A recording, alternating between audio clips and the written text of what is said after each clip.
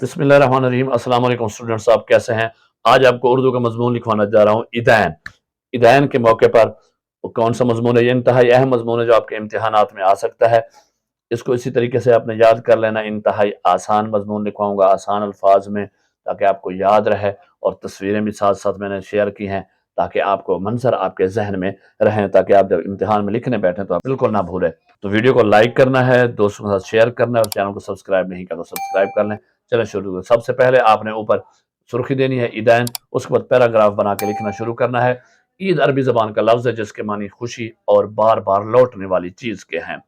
इस्लाम में ईद इन दिनों को कहा जाता है जो बार बार आते हैं और खुशी और बरकत और नेमतों का जरिया बनते हैं।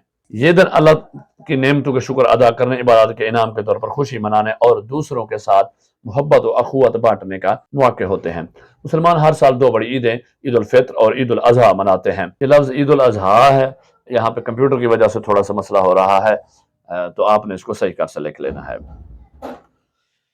ईद उल फित्र रमजान मुबारक के इख्तिताम पर यकम शवाल को मनाई जाती है। ये ईद रोज़ों के बाद अल्लाह ताला की तरफ से इनाम है।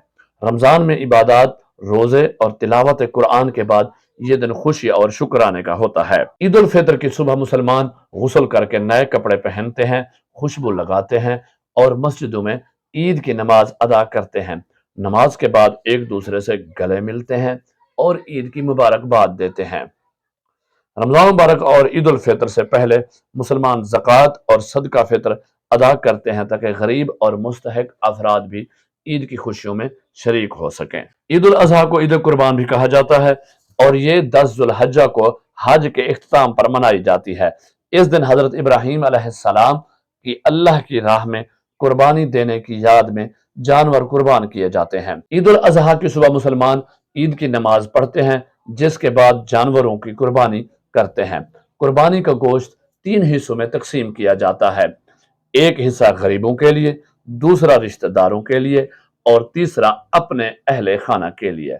इस ईद पर अल्लाह की रजा के लिए इसहार और कुर्बानी का जज्बा नुमायां होता है। ईदैन मुसलमानों के दरमियान अखुवत, मोहब्बत और यकजहती का पैगाम देती है। ये दिन गरीबों और मुस्तहिकीन की मदद करने, खानदानी ताल्लुकात को मजबूत करने और माशरती खुशियों को बांटने का मौका फराहम करते हैं। ईदैन महज त्यौहार नहीं बल्कि अल्लाह की तरफ से अता करदा बरकतों के दिन हैं जो हमें सब्र, शुक्र, कुर्बानी, इसार और भाईचारे का दर्स देते हैं। हमें चाहिए कि इन मुबारक दिनों में न सिर्फ अपनी खुशियों को दुबारा करें बल्कि दूसरों के चेहरों पर भी मुस्कुराहटें बखेरें। आपका मजमून मुकम्मल हुआ। दोस्तों के साथ शेयर करना बिल्कुल नहीं भूलिएगा। अल्लाह हाफिज।